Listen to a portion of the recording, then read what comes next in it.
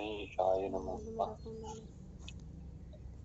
तो पिछली बार हमने शोष निदान और शोष निदान के साथ साथ राजक्षमा चिकित्सा अध्याय इस पर चिंतन किया था। तो अभी इसी कड़ी को कंटिन्यू करते हुए इसका और एक दूसरा व्याधि जो क्षय कारक है, ऐसा कास व्याधि, उसके बारे में अभी चिंतन चालू करेंगे। तो चरक चिकित्सा स्थान का जो 18वां अध्याय है, अर्थात कास चिकित्सितम व्याख्यास्यामः।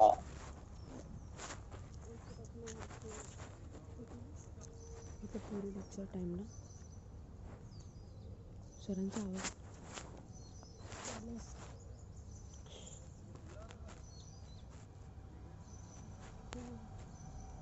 लेकिन वाग्भटाचार्य जी ने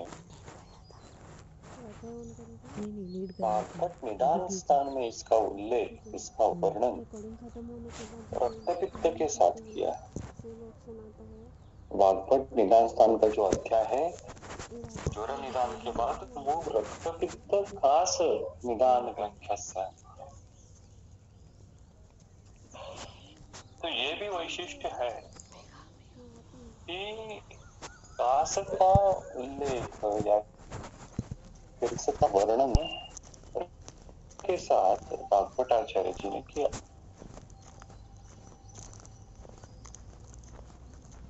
तो सवाल उत्पन्न वहां पे होता है कि रक्तपित्त और इससे क्या संबंध है?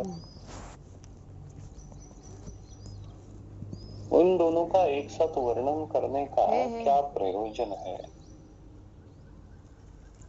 तो उसका एक संबंध हम इसी प्रकार से लगा सकते हैं कि आशुकारित्व जो है वो दोनों व्याधि में उत्पन्न हो सकता है और दोनों व्याधि जो है वो क्षय की हो सकती है और उनकी तीव्रता बढ़ गई थी।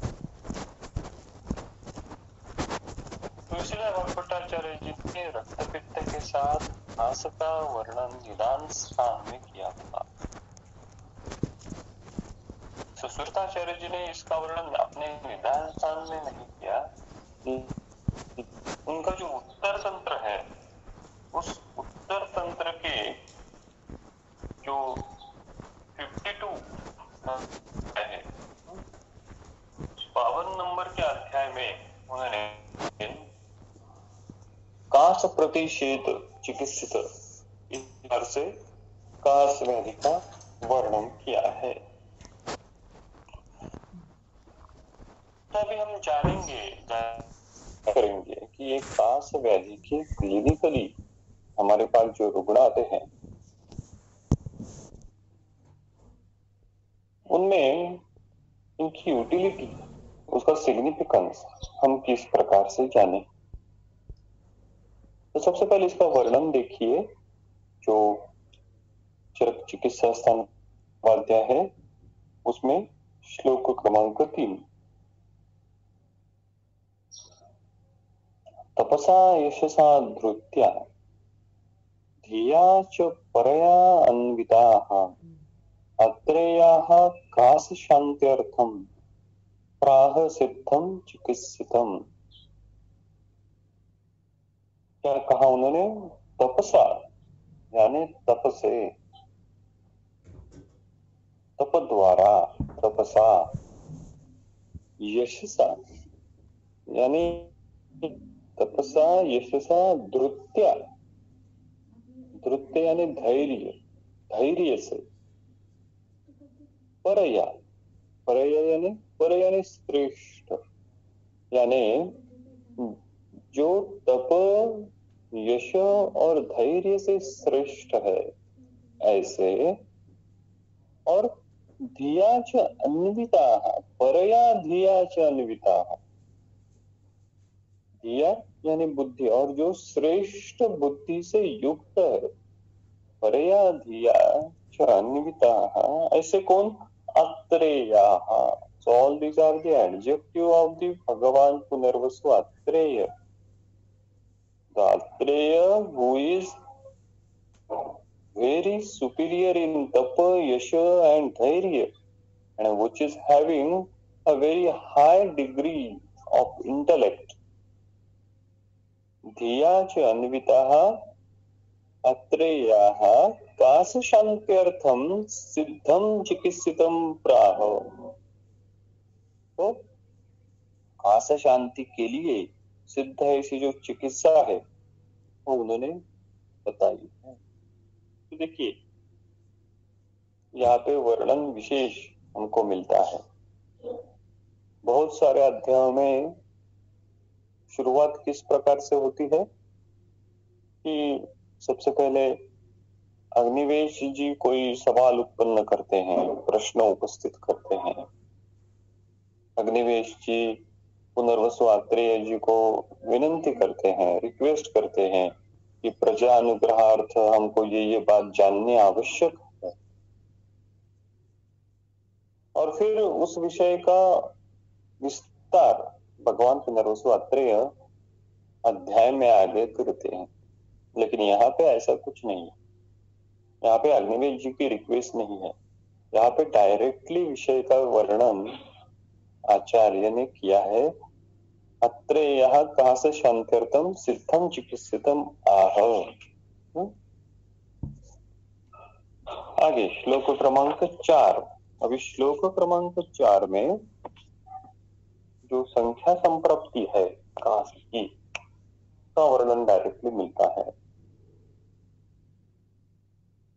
देखिए, वातादिजाः त्रयो ये च शतजाः क्षयजाः तथा पंचेतेषु नृणां कासा वर्धमानः क्षयप्रदा। क्या कहा उन्होंने?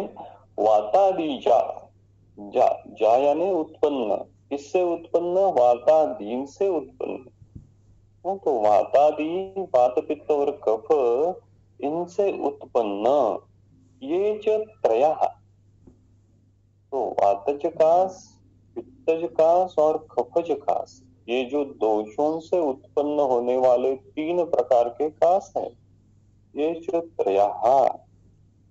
और कौन से हैं? क्षतजा, क्षतजकास तथा क्षयज, ये ते पंचकासः। तो ये 5 प्रकार के कास होते हैं। 3 कास जो है वो दोषों के द्वारा, और 2 विभिन्न प्रकाश कौन से? एक क्षयज और दूसरा क्षतजकास। और आगे जो उन्होंने लिखा वो इम्पोर्टेंट है, वर्धमाना नृणाम क्षयप्रदाः स्युः। और ये काश कोई भी हो, वातज हो, पित्तज हो, कफज हो या फिर क्षतज हो, ये अगर बढ़ गए then the land into the kshaya, the ultimate destination becomes the kshaya. So kasa can cause a kshaya. So what we can attitude of this व्याधि? ये व्याधि को समझना जरूरी क्यों है? क्योंकि क्षयप्रद करने वाला है। वर्धमाना क्षयप्रदाः। So if these kasa prakar are allowed to grow, then they definitely give rise to kshaya.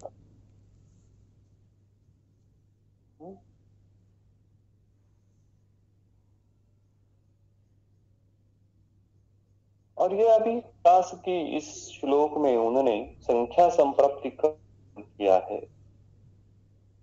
Normally जो विधि संप्राप्ति रहती है उसका वर्णन बाद में आता है।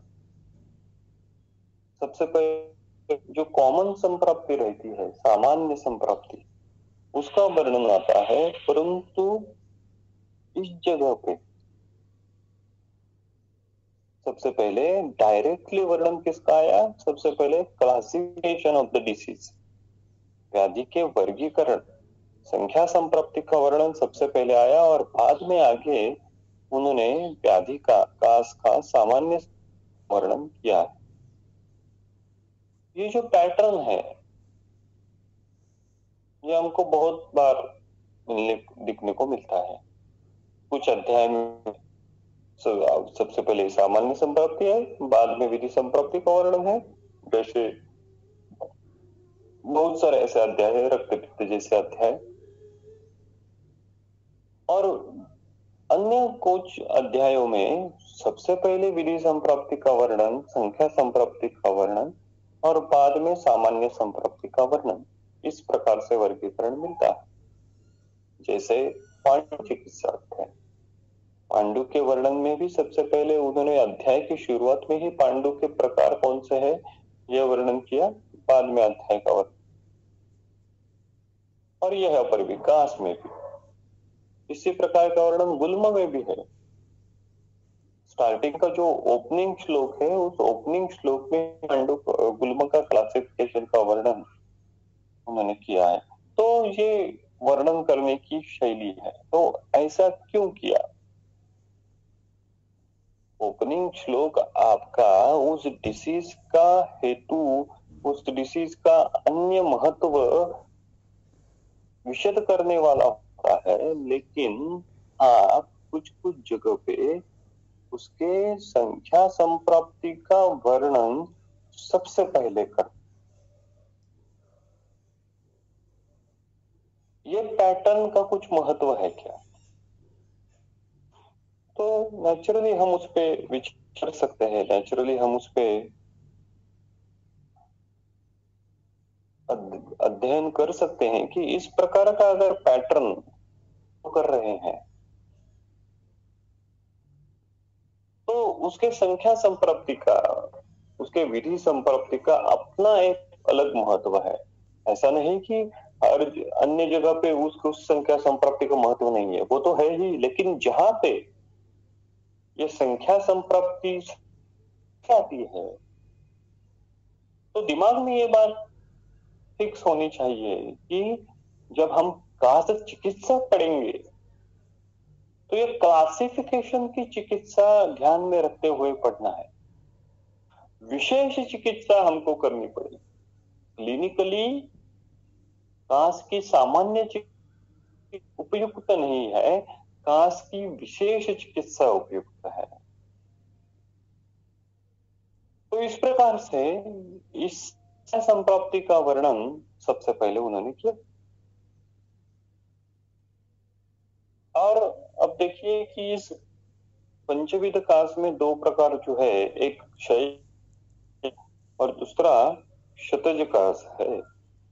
अब इस क्षयज काश के संदर्भ में चक्रपाणी जी ने जो कहा है अपनी टीका में, जो दूसरे लाइन है, क्षयज इति क्षयो धातु क्षयः तेन राजक्षम संबंधानां क्षीण धातु पुरुष भवानां तथा जराकाशस्य च धातु क्षयजस्य क्षयज शब्देन ग्रहणं भवति।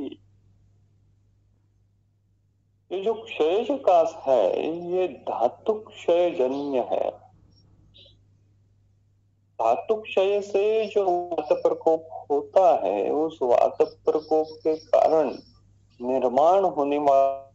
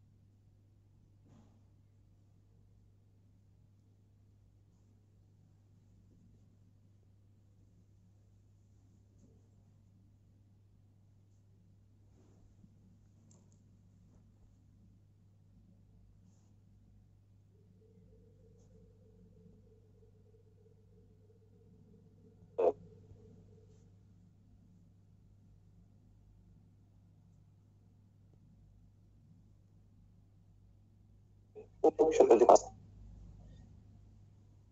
तो हमारे सामने जो रुग्ण आएगा कास का, उसका वर्गीकरण करके हमको इसी 5 कासों में करना है। क्षतज पंचम यानी उसकी कृति और सवाल है। तो आज के मिलने वाला कोई भी कास हो, फॉर एग्जाम्पल ट्रॉपिकल यूसिनोफिलिया, वो भी लक्षण कास लक्षण लेके रुग्ण आपके पास आएगा, तो उसका भी वर्गीकरण हमको यही पंचविध कास प्रकारों में सबसे पहले करना है। हमको फिर आज प्रैक्टिस करते एक और आदत हमको वैसे को खुद को डालनी होगी कि केवल कास निदान करके हमको नहीं रुकना है। तो निदान बहुत सुपरफिशियल अब हो जाएगा। हमको ये वातज कास है क्या, पित्तज है क्या, क्षतज है क्या, क्षयज है क्या, इस प्रकार से उसका स्पेसिफिक निदान उस ओपीडी केस पर देखना शुरू करना। भले वो आकलन सीमित हो, परिपूर्ण नहीं हो, लेकिन फिर भी वो आदत हमको डालनी हो। केवल गुल्म इस प्रकार से निदान करना पूर्ण नहीं होगा। हमको वातज गुल्म है क्या, रक्तज गुल्म है क्या, पित्तज गुल्म है क्या, इस प्रकार से लिखना होगा।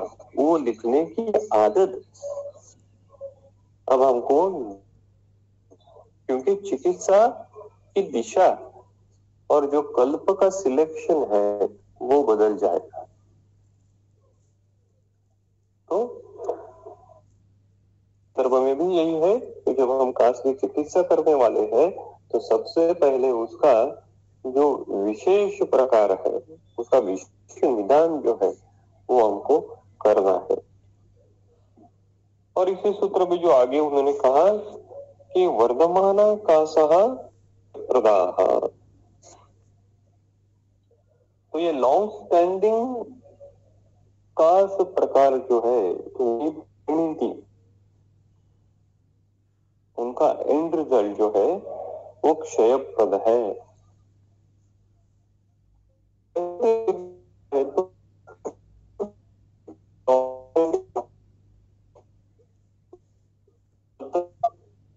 अगर व्यक्त है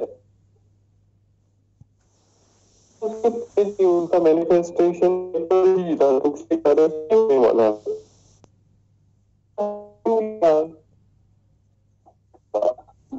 बहुत साल से है, बहुत दिन से है, तो क्षय होने वाला है। व्याधि बहुत दिनों से है, क्षय होने वाला है। तो हर एक व्याधि में ये संभव है कि अगर वो लॉन्ग स्टैंडिंग है तो क्षय होने वाला है। ग्रहणी बहुत साल से है, शोषक, लेकिन यहाँ पे स्पेसिफिकली वर्धमान so it indicates the severity और it indicates the अक्षयकारिता। अन्य व्याधियां भी है, लेकिन कास can manifest क्षय comparatively in a higher speed as compared to the other values। तो इसलिए वहां पे उनको मेंशन करना पड़ा कि हमको मान्य है कि सभी व्याधियां क्षय, लेकिन कास can create predominantly and very fastly the क्षय। दैट्स व्हाई वर्धमानः कासः क्षयप्रदः। तो उपद्रव स्वरूप भी अगर कास अगर उत्पन्न हो रहा है अन्य व्याधियों उपद्रव स्वरूप, तो उसका भी वर्णन हमको इस प्रकार से पंचविध कास में कर। तो आगे का श्लोक होने के बाद श्लोक क्रमांक 5 जो श्लोक क्रमांक 5 कास के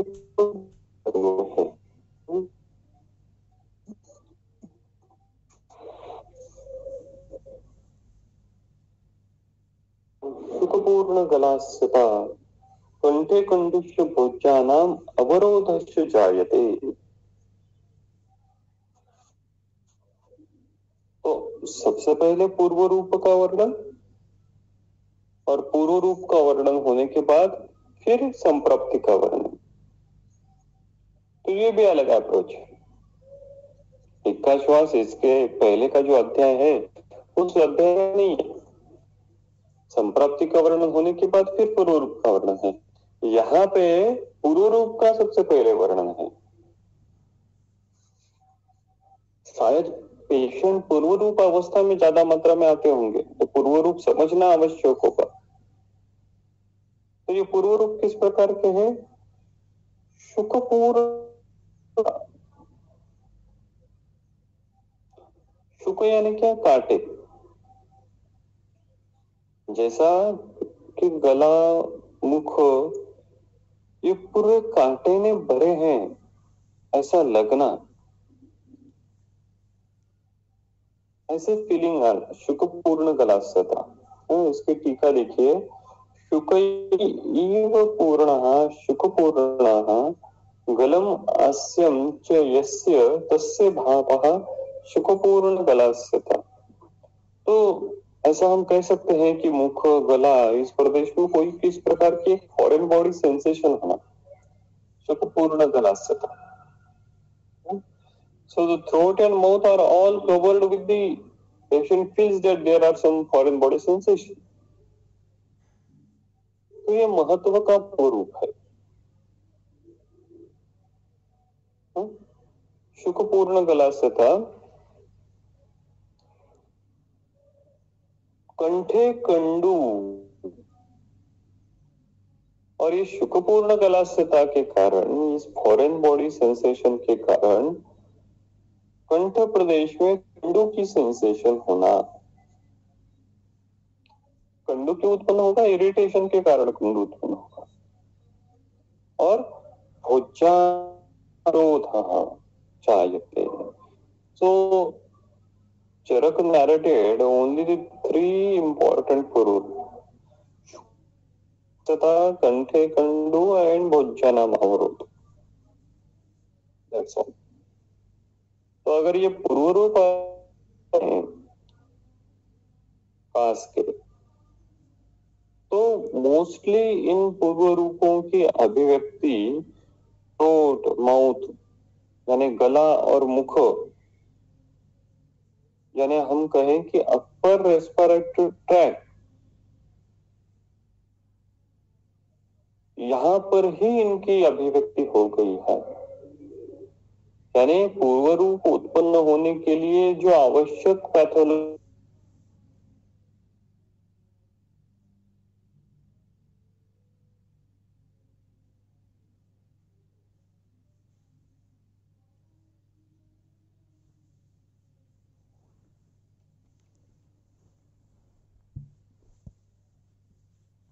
स्थान में संश्रित हो जाते हैं, उनकी अगर हम उपेक्षा करते हैं, उनकी अगर हम चिकित्सा नहीं करते, तो फिर आगे उरस्थ संप्राप्ति निर्मित हो जाती है।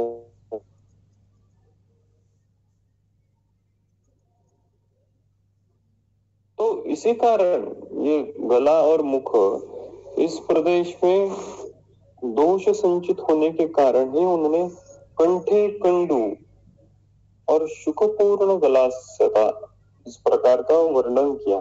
तो ऐसे अवस्था में अगर रुग्ण हमारे पास आता है, तो ये अभी उरस्थ संप्राप्ति नहीं है, मुख और गला प्रदेश में ही अभी दोष संचित हो रहे हैं, लेकिन इस अवस्था अगर एक्सटेंड हो गई तो वो कास में लैंड हो सकती है। इसलिए इस अवस्था की चिकित्सा करते समय हमको क्या करना होगा? हमको प्रदेश की चिकित्सा करनी है तो धूमपान करना होगा, तो उष्ण तीक्ष्ण औषधियों का प्रयोग करना होगा, तभी ये कंठे कंडू, इसलिए गंडूश का प्रयोग हमको करना होगा। शुकपूर्ण गलास्यता की चिकित्सा उस प्रकार से हम कर सकते हैं। और एक इम्पोर्टेंट पूर्व रूप यहाँ पे उन्होंने लिखा है भोज्यानाम अवरोध। अब इस भोज्यानाम अवरोध की टीका देखिए। भोज्यानाम अवरोध अरुचि ही अशक्तिर्वा अभ्यवहरणे। तो उसका एक अर्थ अरुचि है या फिर अभ्यवहरण करने में असमर्थता, इस प्रकार से भी है।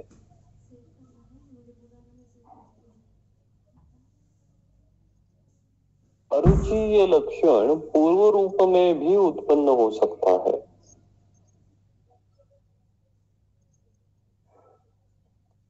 सवाल ये भी उत्पन्न हो जाएगा कि अगर आप कह रहे हैं कि दोष जो है वो प्रीडोमिनेंटली कंठ और गला इस प्रदेश में है, तो वो अरुचि किस प्रकार से उत्पन्न करेंगे? शायद भुज्यानाम अवरोधः का एक अर्थ ये भी हो सकता है कि दोष जो कंठ और गला इस प्रदेश में ज्यादा है, तो इस दोष संचित के कारण हर सेवन करने में, जिसको हम कहें कि उस कंठ प्रदेश में दोष संचित के कारण उत्पन्न होने वाले शोथ के कारण डिगल्टेशन में रुग्ण को कुछ प्रॉब्लम होगा, रुग्ण को वेदना होती होगी, और उसी कारण ये भोज्यानाम अवरोध इस प्रकार का लक्षण निर्माण होता होगा। तो इसलिए इस पूर्व रूप में उन्होंने भोज्यानाम अवरोध इस प्रकार का लक्षण का उल्लेख किया। तो केवल 3 ही पूर्व रूप का उल्लेख आचार्य चरक ने किया है।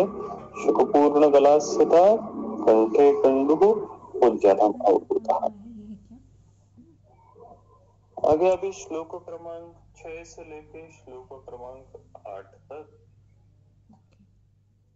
कास की संप्राप्ति का वर्णन हमको मिलता है। देखिए, अधः प्रत्यतो वायुः ऊर्ध्वस्त्रोतः समाश्रितः उदानं भावम् आपन्नः सक्तः तथा उरसि आविश्य शिरसा खानि सर्वाणि प्रतिपूरयन् आभञ्जन् अक्षिपन देहम् हनुमन्ये तथा अक्षिणी नेत्रे पुष्टम उरः पार्श्वे निर्भुज्य स्तंभयरः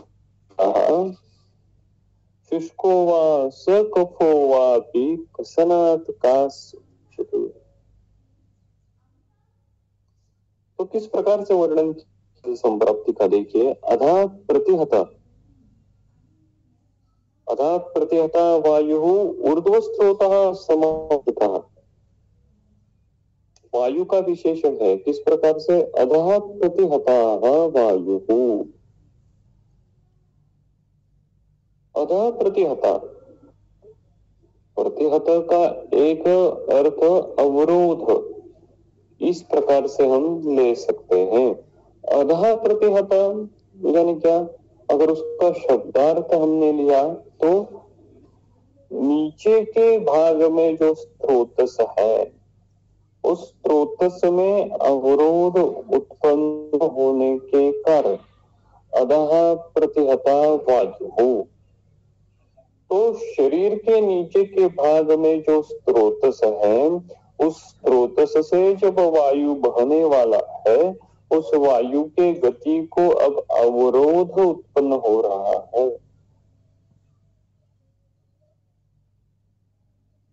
तो फिर सवाल उत्पन्न होता है, आचार्य चरक ने कास संप्राप्ति का वर्णन जो है वो अधा प्रतिहता इस शब्द से किया है, तो फिर हर बार कास संप्राप्ति अधा प्रतिहता से ही उत्पन्न होती है क्या?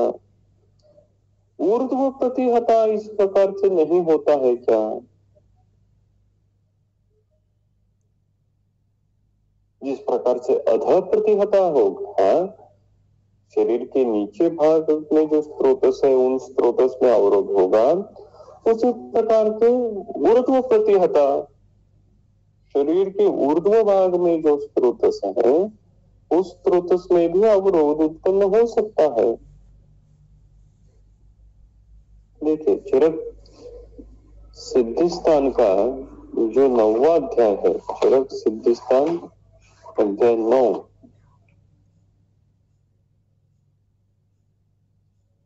इसमें श्लोक क्रमांक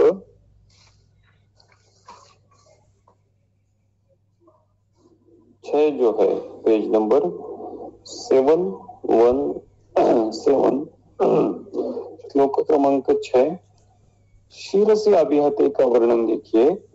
शिरस्य अभिहते मन्यास्तंभ अर्दित चक्षु विभ्रम मोहद्वेष्टन चेष्टानाश कास श्वास अनुग्रह। तो शिर अभिहत होने के कारण भी कास की निर्मिति हो सकती है।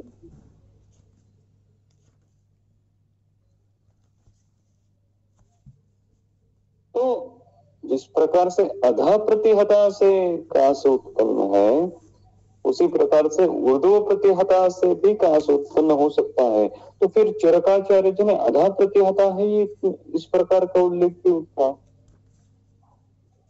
क्योंकि वो अधा प्रतिहता से उत्पन्न कास का प्रीडोमिनेंस या फिर कहें कि प्रीवैलेंस ज्यादा है, उसकी आदिश ज्यादा है, इसीलिए उसकी मेजॉरिटी होने के कारण इस प्रकार की संप्राप्ति ज्यादा रुग्ण में देखने के कारण अधा प्रतिहता इस प्रकार से उन्होंने वर्णन किया। तो केवल ये जानना नहीं है कि केवल अधा प्रतिहता से कास उत्पन्न होगा, ऊर्ध्व प्रतिहता से भी कास उत्पन्न हो सकता है, लेकिन प्रीडोमिनेंस अधा प्रतिहता से होगा। तो फिर अभी हम अधा प्रतिहता क्या है वो जानेंगे।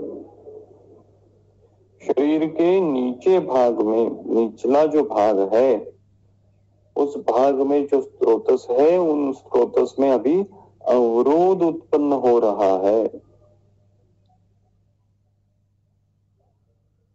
तो अगर ऊर्ध्व भाग और अधो भाग, शरीर का अगर ऊर्ध्व भाग ये प्राण और उदान का क्षेत्र हम मानते हैं, तो नाभि और नाभि के नीचे का जो भाग है वो अधो भाग हो गया, यानी समान वायु का और अपान वायु का जो क्षेत्र है वो अधः प्रदेश हो गया।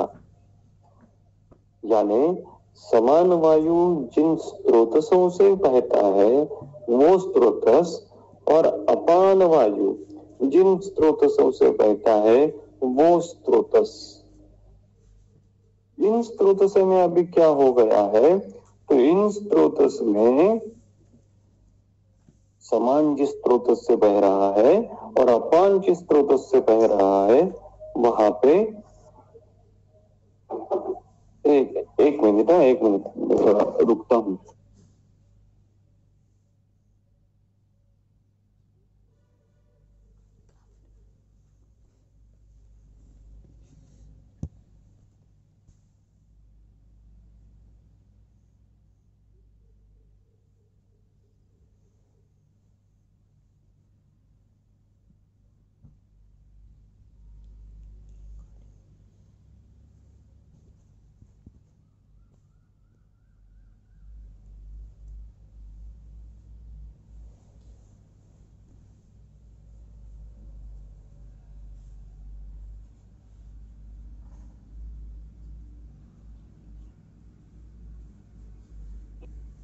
हाँ, तो अधा प्रतिहता कहने का तात्पर्य है कि ऊर्ध्व प्रतिहता यानी जो प्राण और उदान का क्षेत्र है, तो इस प्राण और उदान के क्षेत्र के कंपैरिजन प्रतिहता यानी समान और अपान जिस स्रोतस से बह रहे हैं वो स्रोतस, और अभी उन स्रोतस में क्या हो रहा है, रुक्षता के कारण या फिर परतंत्र कारण से पित्त और आम, इनके कारण वायु का जो वहन मार्ग है, उस वायु के वहन मार्ग में अभी अवरोध उत्पन्न हो रहा है। तो वायु गति अगर अवरोध उत्पन्न होगा और फिर वायु का प्रकोप हो गया। तो समान स्रोत से बह रहा है उस स्रोत में, और अपान जिस स्रोत में बह रहा है उस स्रोत में अवरोध उत्पन्न होने के कारण वात प्रकोप हुआ। उसका अर्थ उन्होंने दो शब्दों से लिया है, अदाह प्रतिहताः वायु।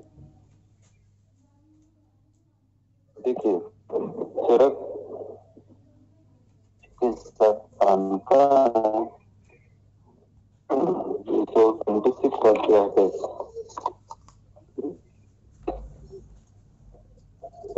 उस अध्याय में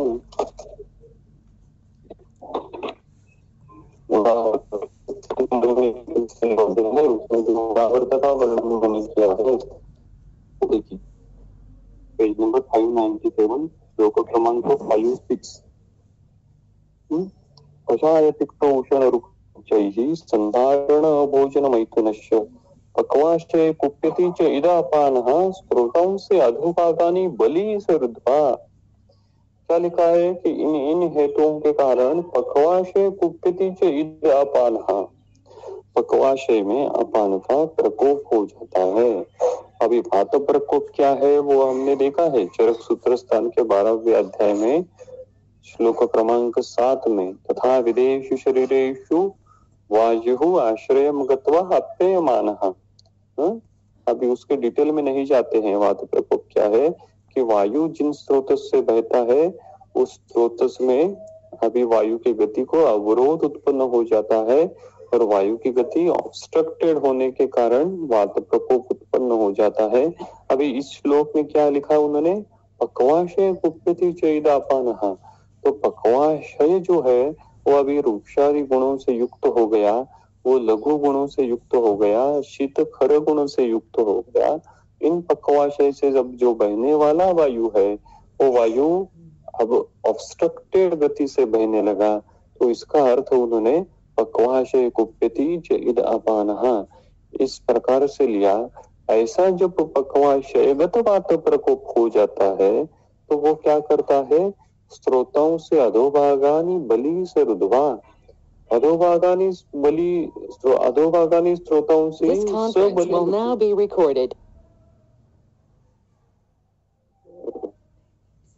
अधोभागानि स्रोतों से, तो शरीर के अधोभाग में जो स्रोतस है,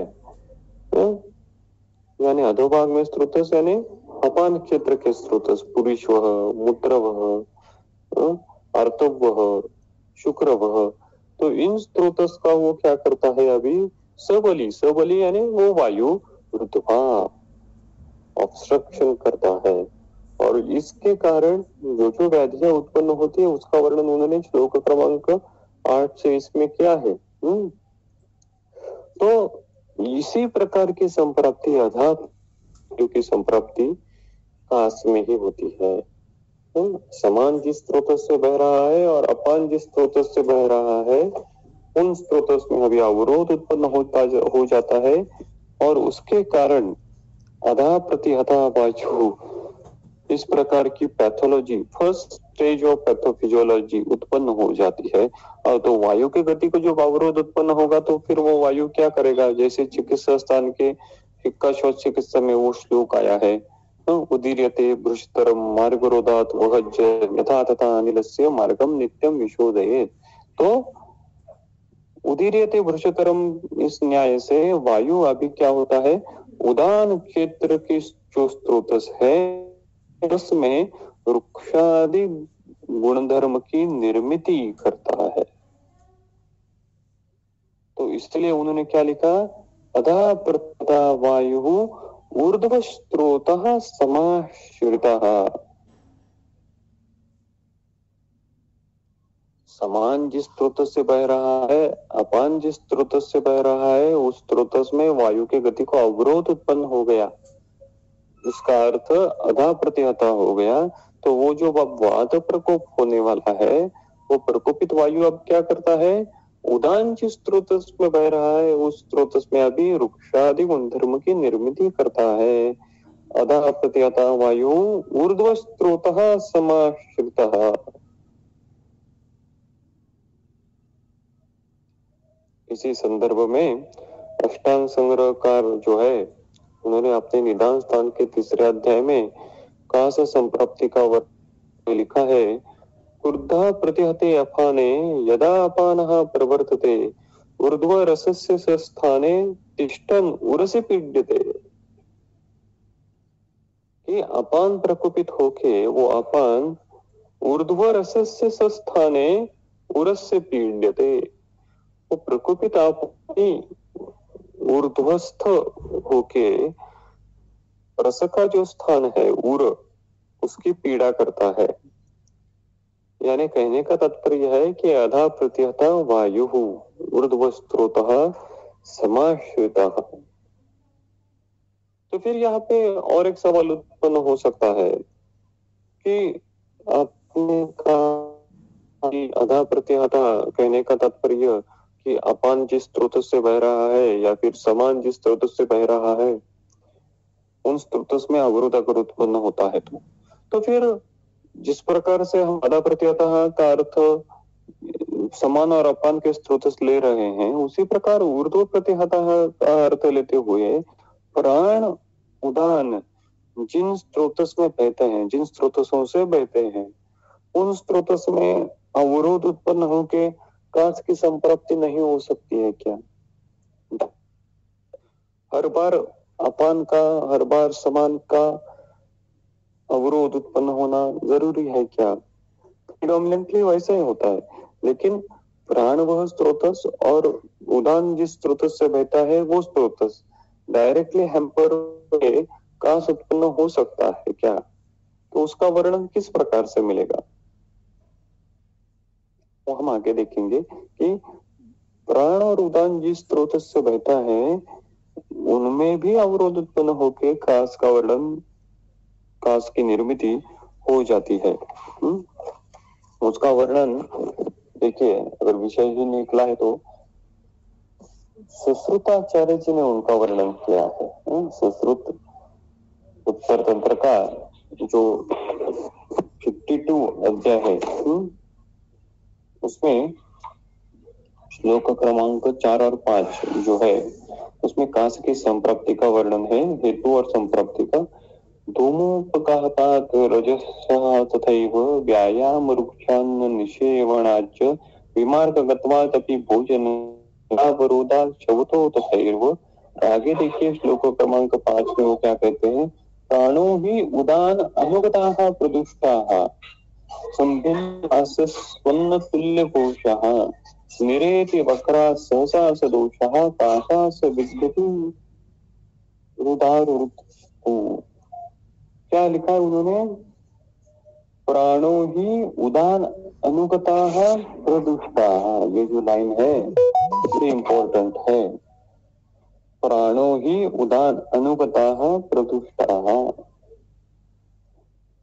अब इसकी टीका देखिए, अब इसकी टीका जो है आपके पास अगर नहीं है बाद में आप पढ़िए। इसकी टीका में जो दूसरी लाइन है प्राणो ही उदान अनुगताः, इस पर जो टीका लिखी तो वायु उदान वायु उदान अनुगताः उदान वायु मिलिताः ऊर्ध्वगतित्वात् उदानस्य प्रदुष्टाः कोपम आपन्नाः। तो क्या लिखा है उन्होंने, उदान अनुगता यानी क्या कि प्राण वायु जो है वो उदान वायु के साथ मिश्र होता है और इसकी अल्टीमेट रिएक्शन होके प्राण वायु को भी उदान भाव उत्पन्न हो जाए और उससे काश उत्पन्न होता है। प्राणो उदान अनुगताः उदान वायु मिलिताः। लेकिन ये सबसे इंपॉर्टेंट सवाल है कि प्राण वायु उदान वायु में मिश्र कैसे होगा? नहीं हो सकता ना, दोनों ही वायु है, दोनों वायु एक दूसरे में मिक्स किस प्रकार से होंगे? प्राण की गति जो है वो अधो दिशा में है, वो ऊपर से नीचे, प्राणो अन्न प्रवेश पुत्र। और उदान की दिशा जो है वो ऊर्ध्व गति से है। यानी प्राण और उदान, ये दोनों वायु जो है वो अपोजिट डायरेक्शन में बहने वाले वायु है। अब ये दो अपोजिट डायरेक्शन में बहने वाले अगर वायु है तो इनकी रिएक्शन किस प्रकार से, इसका वर्णन सुश्रुत चिकित्सा स्थान के 5वें अध्याय में मिलता है। तो अगर सुश्रुत चिकित्सा स्थान का 5वां अध्याय अगर आप निकालेंगे बाद में तो वो पढ़िए, सुश्रुत चिकित्सा स्थान का 5वां अध्याय श्लोक क्रमांक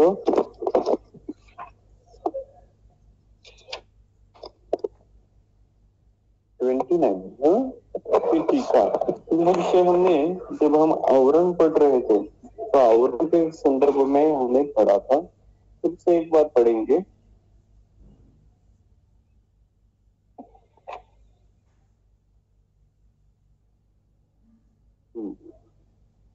देखिए अभी चिकित्सा स्थान अध्याय 5 श्लोक क्रमांक 29 इसकी टीका में जो नीचे से दूसरी लाइन है उसमें देखिए, द्वयो मारुतोः अभिमुख अभिसर्पतो बलवता दुर्बलो अद्भुतः सन आवृत्तः इति उच्यते। द्वयो मारुतोः, जब दो वायु अभिमुखः, अभिमुखः यानी क्या, फेसिंग टुवर्ड्स ईच अदर, अभिमुखः, और अभिसर्पतः means moving. So when two वायुस are facing towards each other, हम जो अभी उदाहरण पढ़ रहे थे उसमें उदान और प्राण, when they are facing towards each other अभिसर्पतः, तो अब क्या होता है, बलवता दुर्बलो अद्भुतः। जो बलवान वायु है, दो वायु है यानी क्या है, उसकी कुछ कुछ अपनी फोर्स है, अपनी वेलोसिटी है, अपनी वेलोसिटी से वो दो वायु एक दूसरे के सामने they are facing towards each other।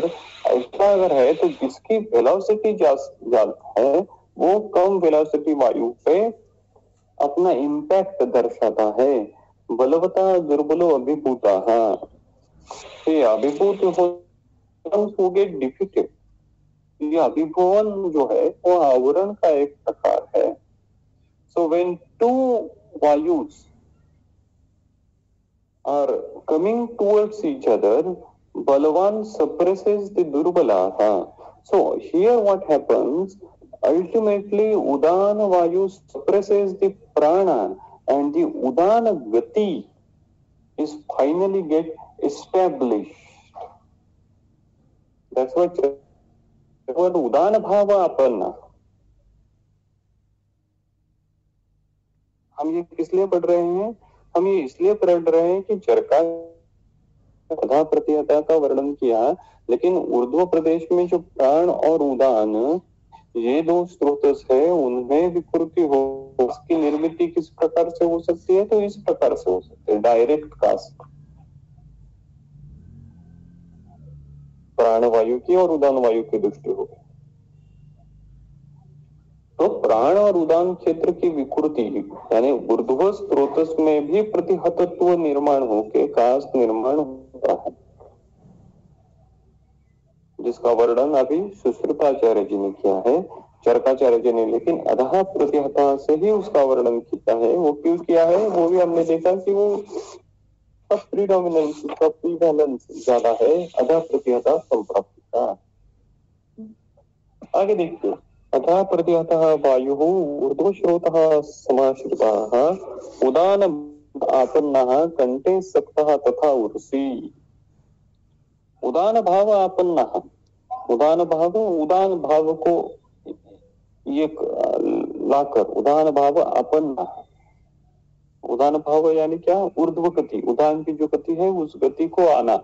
उदान भाव आपन्नः कंठे तथा उरसी सक्त, कंठ प्रदेश में और उर प्रदेश में सक्त यानी रुकना, और शिरसा सर्वाणि खानी आविश्य पूरी प्रतिपूरयन, और शिरस्थ सर्वाणि खानी सभी प्रकार के स्रोत से जो है वो प्रतिपूरयन उनका वो वायु करता है।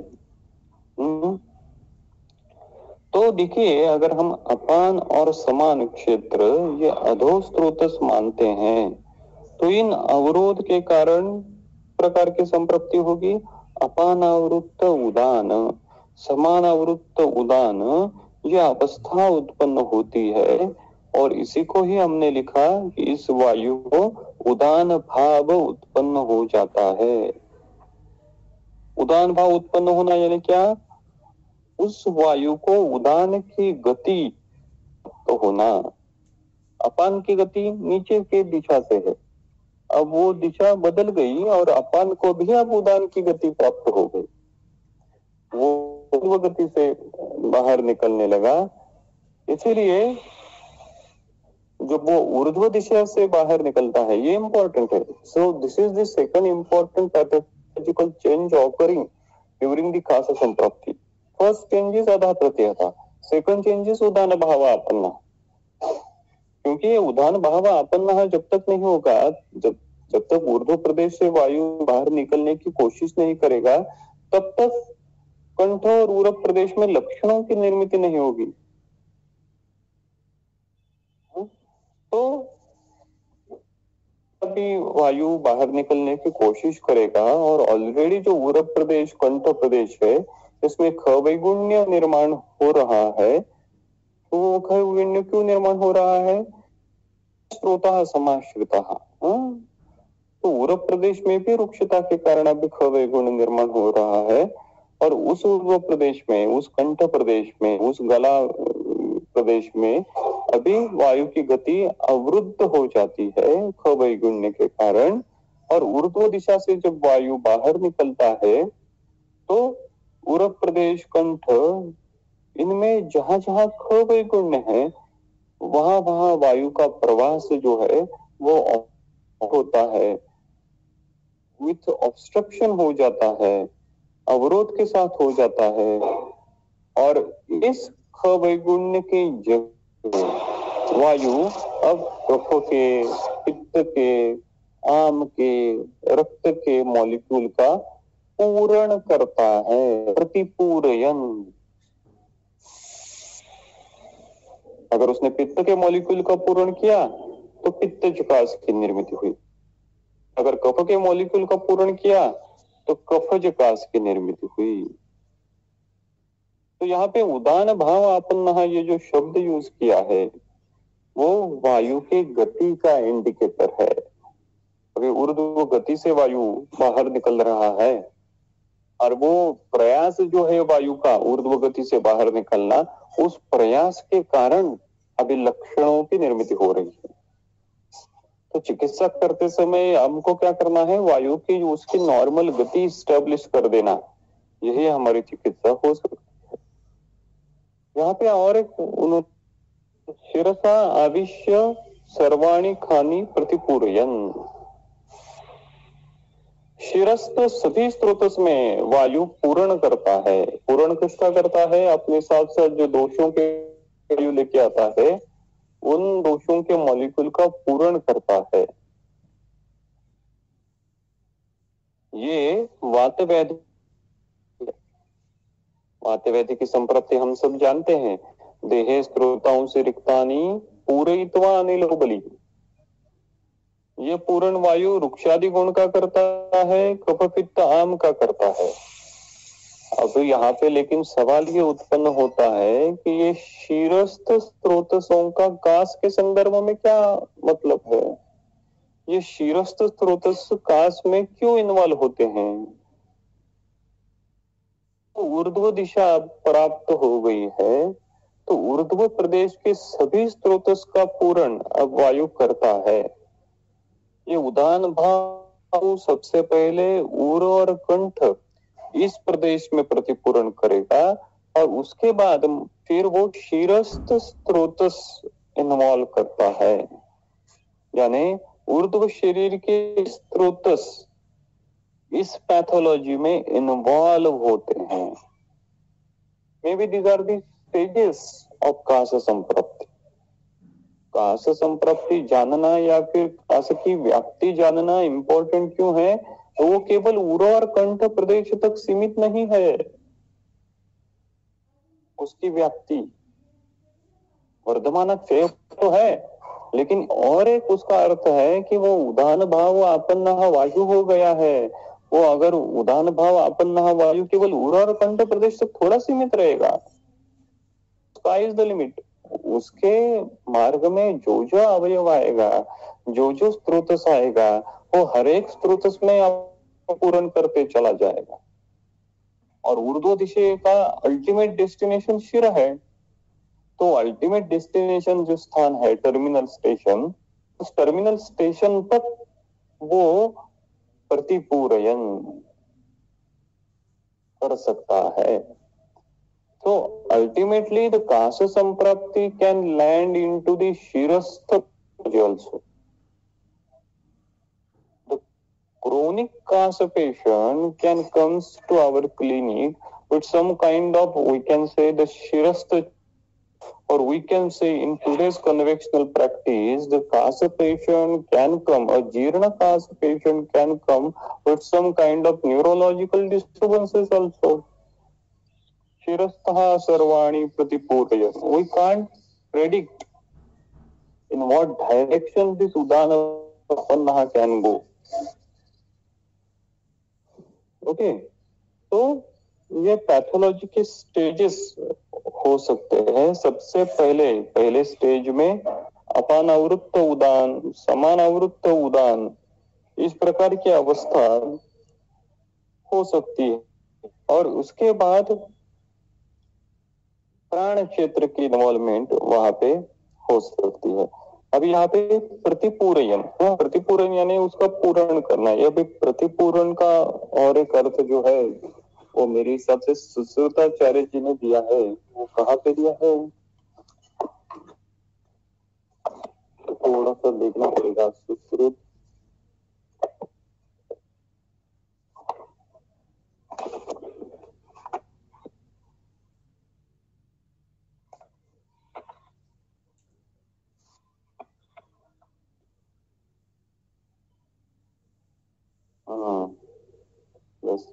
पेज नंबर 488 संहिता का सुश्रुत चिकित्सा स्थान का 24 अध्याय जो है उसमें श्लोक क्रमांक 26 जो है, अथा तो अनागता बाधा प्रतिषेध, इसमें करोति शिरः तृप्तिः सुत्वक् चाननम संतर्पणम च इंद्रियाणाम शिरसा प्रतिपूर्णम। तो शिरसा प्रतिपूर्णम की टीका देखिए, शिरसा प्रतिपूर्णम पुण्यभूतस्य शिरसा पुनः पूर्णम इत्यर्थ। इस प्रकार से जो रिक्त स्रोत है शिरस्थ, उसमें अभी पूर्ण किया जा रहा है। वो वृक्षादि गुणों का करेगा या फिर पित्तादि गुणों का करेगा या फिर कपादि गुणों का करेगा। जिनका पूर्ण करेगा उनके अनुसार लक्षणों की निर्मिति होगी। तो अधा प्रत्यहता वायु ऊर्ध्वस्थोतः समाश्रितः उदान भाव आपन्नः कंठे सक्ता तथा उरुसी आविश्य शीर्षा खानी सर्वाणी प्रतिपूर्ण। तो इस प्रकार से चेंजेस हो जाते हैं। सबसे पहले आधा प्रत्यहत, ये इंपॉर्टेंट चेंज। सेकंड चेंजेस उदान भाव आपन्नः, and the third important change सर्वाणी खानी प्रतिपूरयन। तो इस प्रकार के चेंजेस काश संप्रप्ति में हो जाते हैं। इसके आगे की जो संप्रप्ति और लक्षणों की निर्मिति है उसका अध्ययन हम अगले पर करेंगे। अभी यहाँ पे रुकते हैं। धन्यवाद। धन्यवाद सर।